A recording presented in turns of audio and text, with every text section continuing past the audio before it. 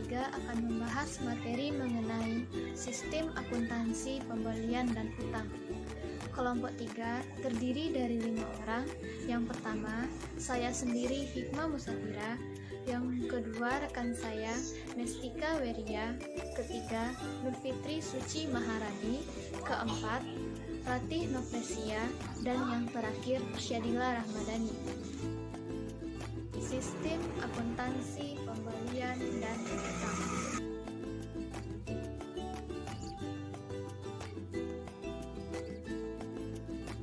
Pada materi kali ini, kita memiliki 7 subtopik bahasan. Yang pertama, deskripsi sistem dan informasi yang dibutuhkan oleh manajemen dalam sistem akuntansi pembelian dan utang. Yang kedua, fungsi yang terdapat pada sistem akuntansi pembelian dan utang. Yang ketiga, jaringan prosedur pada sistem akuntansi pembelian dan utang. Yang keempat, dokumen yang digunakan dalam sistem pembelian akuntansi dan utang. Selanjutnya, yang kelima, catatan akuntansi yang digunakan pada sistem akuntansi pembelian dan utang. Yang keenam, unsur pengendalian intern sistem akuntansi pembelian dan utang. Dan yang terakhir, mengenai flowchart pengendalian intern sistem akuntansi pembelian dan utang. Kita akan masuk kepada subtopik bahasan pertama, yaitu deskripsi sistem dan informasi yang dibutuhkan oleh manajemen dalam sistem akuntansi pembelian dan utang.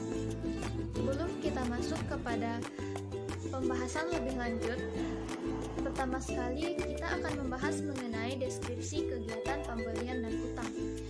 Apa sih itu pembelian dan apa juga itu utang? Akuntansi pembelian digunakan dalam perusahaan untuk pengadaan barang yang dibutuhkan oleh perusahaan tersebut. Pembelian terjadi apabila barang yang dipesan dari pemasok tidak sesuai dengan surat order pembelian yang sudah kita pesan sebelumnya, atau bisa jadi barang yang dikirim dari pemasok rusak dalam perjalanan. Selanjutnya, sistem yang dibutuhkan oleh manajemen. Dalam transaksi pembelian itu sendiri terdiri dari 2 macam, yaitu pembelian lokal dan pembelian impor. Pembelian lokal yaitu pengadaan barang yang dibeli dari pemasok dari dalam negeri. Sedangkan impor adalah pembelian yang dilakukan dari pemasok yang berasal dari luar negeri. Informasi yang dibutuhkan oleh manajemen. Informasi yang dibutuhkan oleh manajemen terdiri dari 6 macam. Pertama, jenis persediaan yang telah mencapai titik pemesanan kembali atau reorder point. 2. Order pembelian yang telah dikirim kepada pemasok. 3. Order pembelian yang telah dipenuhi oleh pemasok. 4. Total saldo utang pada tanggal tertentu. Saldo utang dagang kepada pemasok tertentu. Terakhir, tambahan kuantitas dan harga pokok produksi dari pembelian.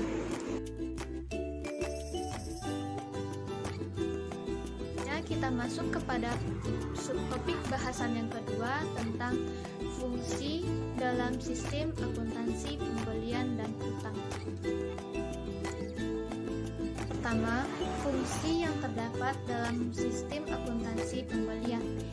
4 fungsi dalam sistem akuntansi pembelian tunai yang digunakan dalam sebuah perusahaan untuk mengadakan barang yang diperlukan oleh perusahaan tersebut.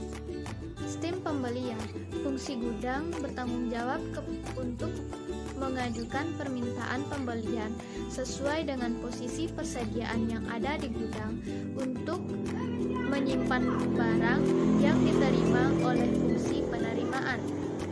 Yang kedua, fungsi pembelian. Fungsi pembelian bertanggung jawab untuk memperoleh informasi mengenai harga barang, menentukan pemasok yang dipilih dalam pengadaan barang, dan mengeluarkan order pembelian kepada pemasok yang dipilih. Ketiga, ketiga, fungsi penerimaan. Di dalam sistem ini berfungsi untuk melakukan pemeriksaan terhadap jenis, mutu, dan kuantitas barang yang diterima dari pemasok guna menentukan dapat atau tidaknya barang tersebut diterima di perusahaan. Dan yang keempat, fungsi akuntansi. Fungsi yang terkait dalam transaksi pembelian adalah fungsi pencatat utang dan fungsi pencatat persediaan. Dalam sistem akuntansi pembelian, fungsi pencatat utang bertanggung jawab dalam mencatat transaksi pembelian, sedangkan sistem pencatat persediaan bertanggung jawab untuk mencatat harga pokok persediaan barang yang dibeli dari kartu persediaan.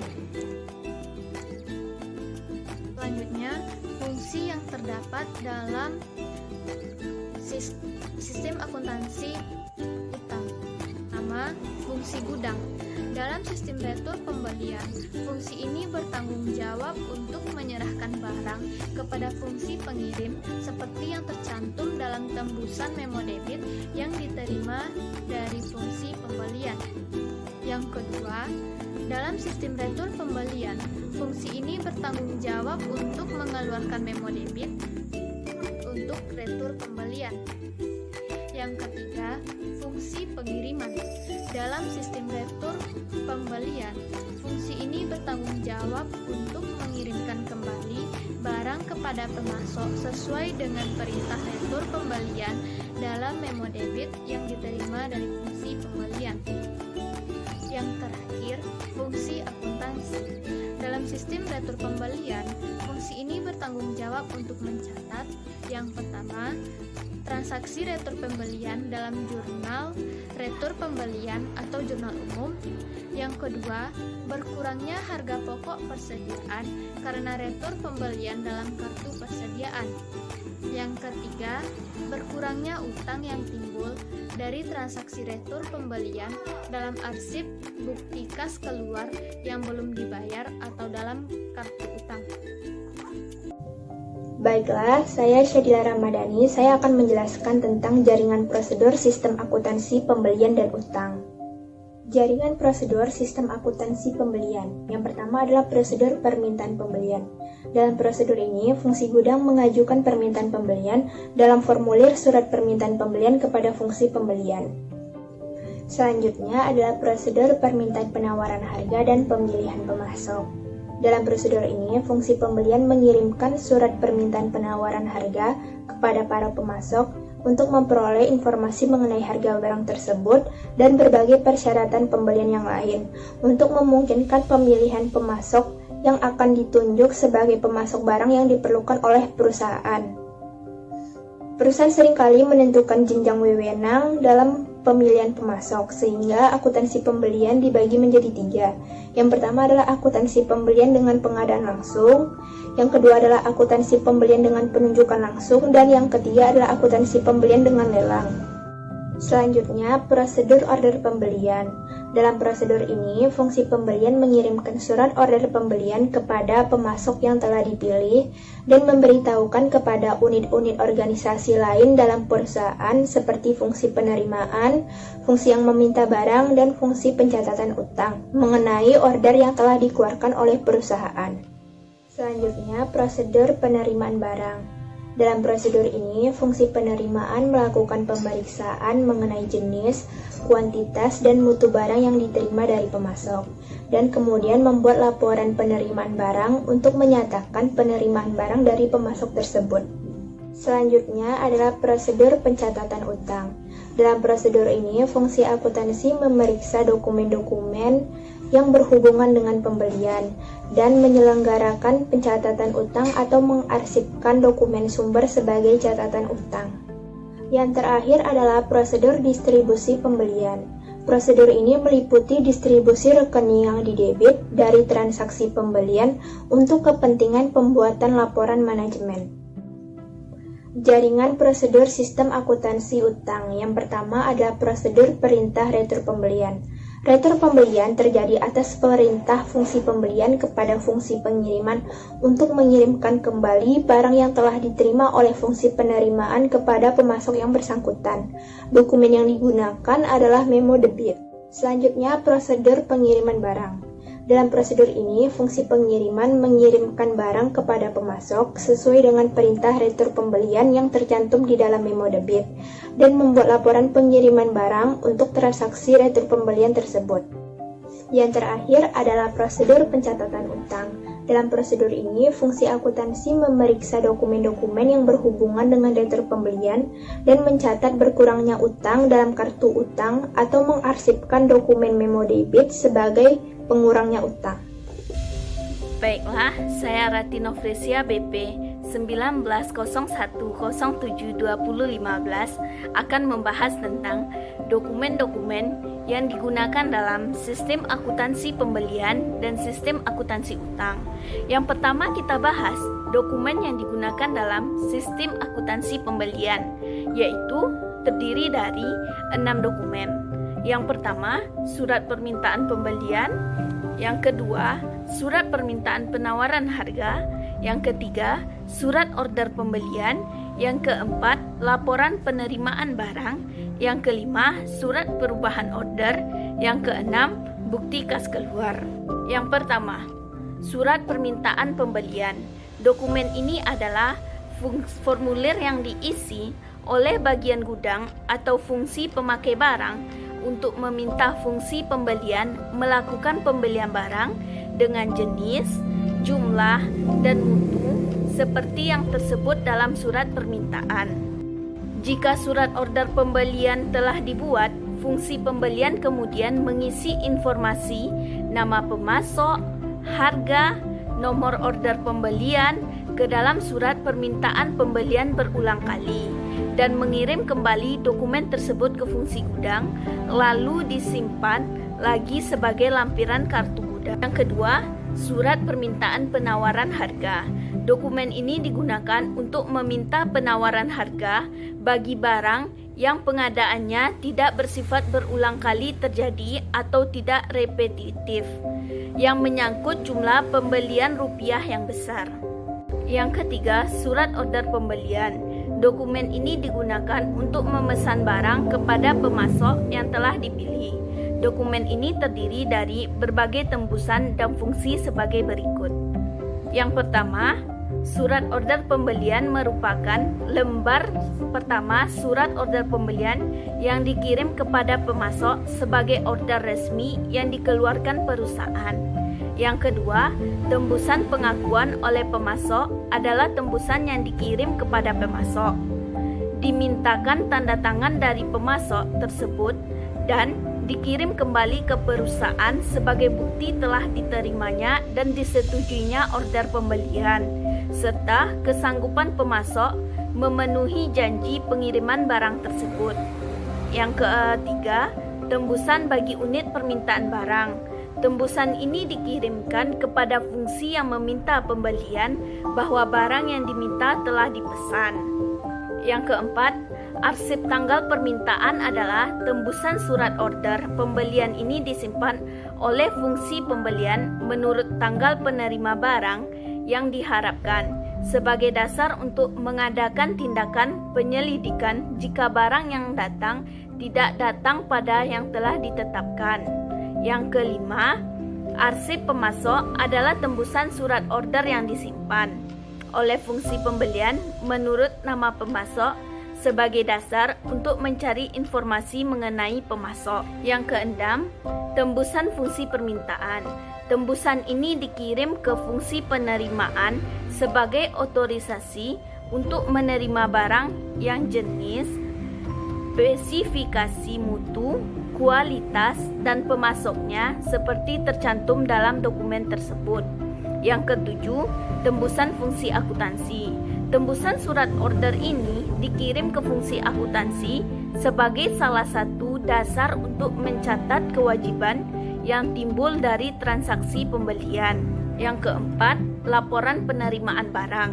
Dokumen ini dibuat oleh fungsi penerimaan untuk menunjukkan bahwa barang yang diterima dari pemasok telah memenuhi jenis, mutu, spesifikasi, dan kuantitas seperti yang tercantum dalam surat order pembelian. Yang kelima, surat perubahan order. Di dalam surat ini diperlukan perubahan terhadap isi surat order pembelian sebelumnya yang telah diterbitkan. Perubahan tersebut dapat berupa kuantitas, jadwal penyerahan barang, spesifikasi, penggantian, atau hal-hal lain yang bersangkut dengan perubahan desain atau bisnis. Bukti kas keluar. Dokumen ini dibuat oleh fungsi akuntansi untuk dasar pencatatan transaksi pembelian. Dokumen ini berfungsi sebagai perintah pengeluaran kas untuk pembayaran utang kepada pemasok dan sekaligus berfungsi sebagai surat pemberitahuan kepada kreditur mengenai maksud. Selanjutnya, dokumen yang digunakan dalam sistem retur pembelian. Yang pertama, memo debit merupakan formulir yang diisi oleh fungsi pembelian yang memberikan otorisasi bagi fungsi pengiriman untuk mengirimkan kembali barang yang telah dibeli oleh perusahaan dan bagi fungsi akuntansi untuk mendebitkan rekening utang karena transaksi retur pembelian. Yang kedua, laporan pengiriman barang. Dokumen ini dibuat oleh fungsi pengiriman untuk melaporkan jenis kuantitas barang yang dikirimkan kembali kepada pemasok sesuai dengan permintaan retur pembelian dalam memo debit dari fungsi pembelian. Saya Nurfitri Suci Maharani akan menjelaskan mengenai catatan akuntansi yang digunakan pada sistem akuntansi pembelian dan utang. Catatan akuntansi yang digunakan untuk mencatat transaksi pembelian adalah: yang pertama, bukti register kas keluar atau voucher register. Jika dalam pencatatan utang, perusahaan menggunakan voucher payable procedure, jurnal yang digunakan untuk mencatat transaksi pembelian adalah register bukti kas keluar. Yang kedua, jurnal pembelian. Jika dalam pencatatan utang, perusahaan menggunakan account payable procedure, jurnal yang digunakan untuk mencatat transaksi pembelian adalah jurnal pembelian. Yang ketiga, kartu utang. Jika dalam pencatatan utang, perusahaan menggunakan account payable procedure, buku pembantu yang digunakan untuk mencatat utang kepada pemasok adalah kartu utang. Jika dalam pencatatan utang, perusahaan menggunakan voucher payable procedure yang berfungsi sebagai catatan utang adalah arsip bukti kas keluar yang belum dibayar. Yang keempat yaitu kartu persediaan.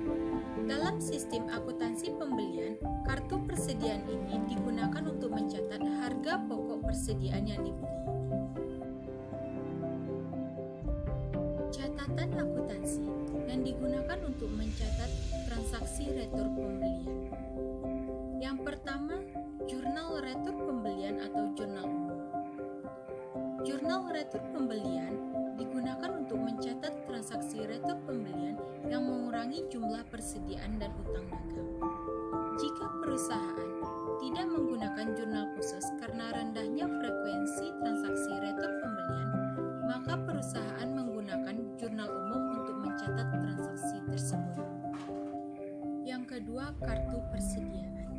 Dalam sistem retur pembelian, kartu persediaan digunakan untuk mencatat berkurangnya harga pokok persediaan karena dikembalikannya barang yang telah dibeli kepada pemasok. Yang ketiga, kartu utang. Dalam sistem retur pembelian, kartu utang digunakan untuk mencatat berkurangnya utang kepada debitur akibat adanya pengembalian barang kepada debitur. Jika perusahaan menggunakan account payable procedure, berkurangnya utang kepada debitur dicatat dengan cara mengarsipkan memo debit dalam arsip bukti kas keluar yang belum dibayar menurut nama debitur.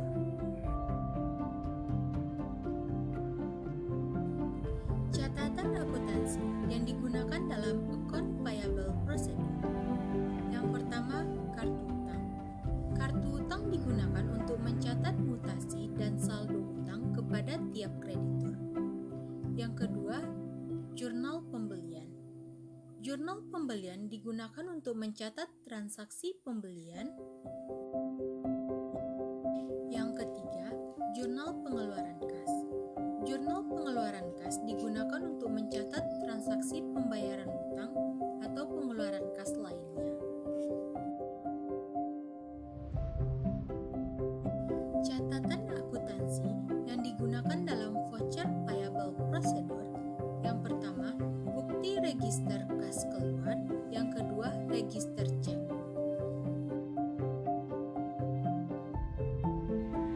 Baiklah, saya Mestika Ria akan menjelaskan tentang unsur pengendalian intern sistem akuntansi pembelian dan utang. Untuk merancang unsur pengendalian intern akuntansi yaitu pertama, organisasi unsur ini membedakan antara fungsi pembelian, penerimaan, akuntansi, dan penyimpanan barang, tetapi tetap berkoordinasi sehingga transaksi pembelian yang dilakukan oleh fungsi terkait secara terintegrasi, yang artinya tidak dapat dilakukan satu fungsi secara mutlak. Perancangan organisasi harus didasarkan pada unsur pokok sistem pengendalian intern, yaitu harus dipisahkan 3 fungsi pokok, yaitu fungsi operasi, fungsi penyimpanan, dan fungsi akuntansi. Tidak ada satupun transaksi yang dilaksanakan dari awal sampai akhir hanya oleh satu orang atau fungsi saja. Unsur pokok sistem pengendalian intern yaitu pertama, fungsi pembelian harus terpisah dari fungsi penerimaan. Fungsi ini akan mengurangi resiko diterimanya barang yang barangnya tidak sesuai dengan yang dipesan oleh perusahaan. Yang kedua, fungsi pembelian harus terpisah dari fungsi akuntansi. Dimaksudkan untuk menjaga kekayaan perusahaan dan menjamin ketelitian dan keandalan data akuntansi. Yang ketiga, penerimaan harus terpisah dari fungsi penyimpanan barang. Transaksi harus dilaksanakan oleh lebih dari satu orang atau lebih dari satu fungsi. 2. Sistem otorisasi dan prosedur pencatatan. Otorisasi terjadinya transaksi dilakukan dengan pembubuhan tanda tangan oleh manajer yang memiliki wewenang dengan otorisasi dari yang berwenang dan dicatat melalui prosedur pencatatan tertentu. Maka kekayaan perusahaan akan terjamin keamanannya dan data akuntansi yang dicatat terjamin ketelitian dan keandalannya. 1. Surat permintaan pembelian diotorisasi oleh fungsi gudang untuk barang yang disimpan dalam gudang atau oleh kepala fungsi pemakai barang untuk barang yang langsung dipakai. Persetujuan untuk mengajukan permintaan pembelian tersebut diwujudkan dalam bentuk tanda tangan otorisasi dari fungsi gudang atau fungsi pemakai barang dan formulir surat permintaan pembelian yang merupakan bukti bahwa barang yang diajukan dalam permintaan pembelian kepada fungsi pembelian merupakan barang yang dibutuhkan oleh perusahaan. 2. Surat order pembelian diotorisasi oleh fungsi pembelian atau pejabat yang lebih tinggi. Dengan surat order pembelian inilah perusahaan memulai proses pengadaan barang yang akan berakibat terhadap diterimanya barang yang dibeli dan timbulnya kewajiban perusahaan kepada pihak luar. Oleh karena itu, setiap order pembelian harus diotorisasi oleh pejabat yang berwenang untuk mengurangi kemungkinan diterimanya barang dan timbulnya kewajiban yang tidak dibutuhkan oleh perusahaan. 3. Laporan penerimaan barang diotorisasi oleh fungsi penerimaan. Sebagai bukti telah diterimanya barang dari pemasok, fungsi penerimaan membubuhkan tanda tangan otorisasi pada laporan penerimaan barang. 4. Laporan penerimaan barang diotorisasi oleh fungsi penerimaan. Dalam transaksi pembelian, fungsi akuntansi menerima berbagai dokumen dari berbagai sumber, kopi surat order pembelian dari fungsi pembelian, kopi laporan penerimaan barang dari fungsi penerimaan, faktur dari pemasok yang merupakan bukti timbulnya kewajiban. 5. Pencatatan dalam catatan akuntansi harus didasarkan atas dokumen sumber yang dilampiri dengan dokumen pendukung yang lengkap. Kesahihan dokumen sumber dibuktikan dengan dilampir. Pencatatan di dalam catatan akuntansi harus dilakukan oleh karyawan yang diberi wewenang untuk itu. 3. Praktik yang sehat. Pertama, penggunaan formulir bernomor urut tercetak dipertanggungjawabkan oleh fungsi gudang. Yang kedua, surat order pembelian bernomor urut tercetak dipertanggungjawabkan oleh fungsi pembelian. 3. Pemasok dipilih berdasarkan jawaban penawaran harga bersaing dari berbagai pemasok. Keempat, barang hanya diperiksa dan diterima oleh fungsi penerimaan jika fungsi ini telah menerima tembusan dari surat order pembelian dari fungsi pembelian. Yang kelima, barang hanya diterima dan diperiksa oleh fungsi penerimaan jika menerima surat order pembelian dari fungsi pembelian. 6. Fungsi penerimaan memeriksa barang dengan cara menghitung dan menginspeksi barang dan membandingkan dengan tembusan surat order pembelian. Yang ketujuh, terdapat pengecekan harga, syarat pembelian, dan ketelitian perkalian dalam faktur dari pemasok sebelum faktur tersebut diproses untuk dibayar. Kedelapan, catatan yang berfungsi sebagai buku pembantu utang secara periodik direkonsiliasi dengan rekening kontrol utang dalam buku besar. Yang kesembilan, pembayaran faktur dilakukan sesuai dengan syarat pembayaran, guna mencegah hilangnya kesempatan untuk memperoleh potongan. Ke-10, bukti kas keluar beserta dokumen pendukungnya dicap lunas oleh fungsi pengeluaran kas setelah dicek dikirim kepada pemasok. Unsur pengendalian retur pembelian. Pertama, unsur pengendalian organisasi yang terdiri dari pertama, fungsi pembelian terpisah dari fungsi akuntansi. Yang kedua, transaksi retur pembelian dilakukan oleh fungsi pembelian, pengiriman, pencatatan utang, dan fungsi akuntansi yang lain. 2. Unsur otorisasi dan prosedur pencatatan. Yang pertama, memo debit untuk retur pembelian diotorisasi oleh fungsi pembelian. Yang kedua, laporan pengiriman barang untuk retur pembelian diotorisasi oleh fungsi pengiriman. Ketiga, pencatatan ke dalam jurnal umum diotorisasi oleh fungsi akuntansi. Yang keempat, pencatatan berkurangnya utang karena retur pembelian didasarkan pada memo debit, didukung dengan laporan pengiriman barang. Praktik yang sehat. Yang pertama, memo debit untuk retur pembelian bernomor urut tercetak dan pemakaiannya dipertanggungjawabkan oleh fungsi pembelian. Kedua, laporan pengiriman barang bernomor urut tercetak dan pemakaiannya dipertanggungjawabkan oleh fungsi pengiriman. 3. Catatan yang berfungsi sebagai buku pembantu utang secara periodik direkonsiliasi dengan akun kontrol utang dalam buku besar. Selanjutnya kita bahas bagian aliran dokumen sistem akuntansi pembelian. Yang pertama kita bahas bagian gudang, di mana bagian gudang memulai melakukan pengecekan terhadap persediaan barang, yang kemudian membuat surat permintaan atau SPP. Setelah membuat surat permintaan, bagian gudang menerima surat order pembelian atau SOP dari bagian pembelian. Berdasarkan SOP dan faktur yang diterima dari bagian pembelian, membuat laporan penerimaan barang atau LPB. Selanjutnya bagian pembelian, yang mana menerima SPP dari bagian gudang, kemudian berdasarkan SPP tersebut membuat surat permintaan penawaran harga yang dikirim ke supplier, kemudian menerima surat penawaran harga dari supplier.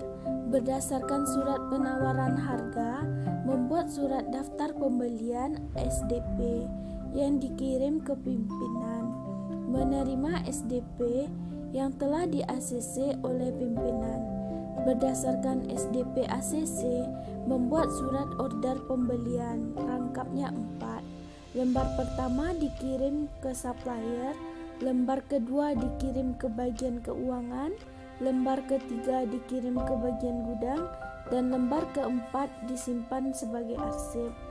Dan menerima faktur berserta barang dari supplier, kemudian mengirim ke bagian gudang, dan menerima LPB dari bagian gudang. Selanjutnya bagian penerimaan. Dari pemasok menerima barang yang disertai dengan surat pengantar. Kemudian surat pengantar tersebut memeriksa barang yang dikirim.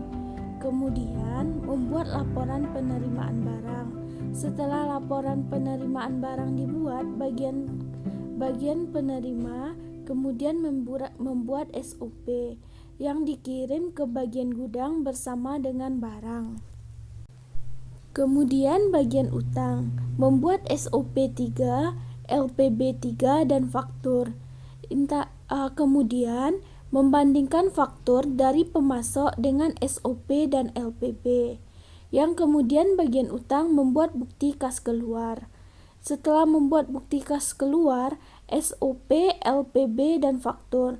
Bukti kas keluar dikirim ke register bukti kas. Yang kemudian SOP, LPB, faktur menjadi arsip bukti kas keluar yang belum dibayar. Bagian kartu persediaan, yang dimana membuat bukti kas keluar yang kemudian dikirim ke register bukti kas. Bagan alur dokumen sistem retur pembelian. Yang pertama kita akan membahas bagian pembelian. Bagian pembelian akan memuat memo debit, dan dari memo debit tersebut akan ada dokumen memo debit dan beberapa tembusannya. Tembusan pertama akan dikasih ke bagian pengiriman, dan tembusan kedua akan dikasih kepada bagian gudang. Bagian pengiriman. Bagian pengiriman akan menerima laporan penerimaan barang. Selanjutnya, menerima barang dari gudang dan mengirimkannya. Membuat laporan pengiriman barang. Selanjutnya akan dikirim ke pemasok sebagai packing slip. Selanjutnya bagian gudang akan memuat memo debit 3, mengirimkan barang kepada bagian pengiriman, dan selanjutnya membuat kartu gudang. Selanjutnya bagian jurnal akan memuat LPB 1 dan memo debit 2, dan selanjutnya akan membuat jurnal retur pembelian. Bagian utang.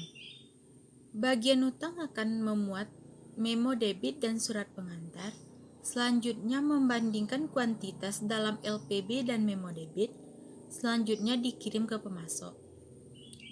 Bagian kartu persediaan memuat LPB 1 dan memo debit 2, selanjutnya diteruskan pada N atau arsip bukti kas keluar yang belum dibayar.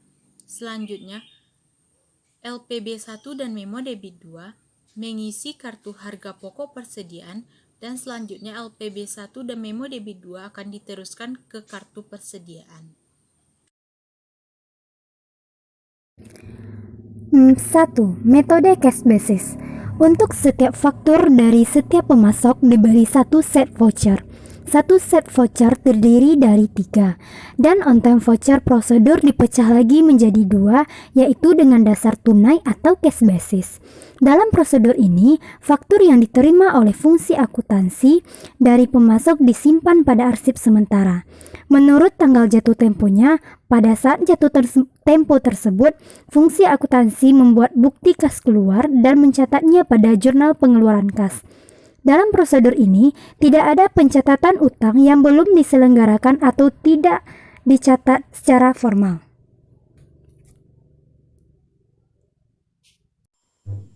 Selanjutnya adalah metode accrual basis. Pada metode ini, ketika datang faktur dari pemasok, maka fungsi akuntansi langsung membuat bukti kas keluar.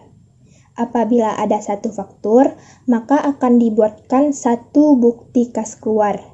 Kalau ada 3 faktur, maka akan dibuatkan 3 bukti kas keluar.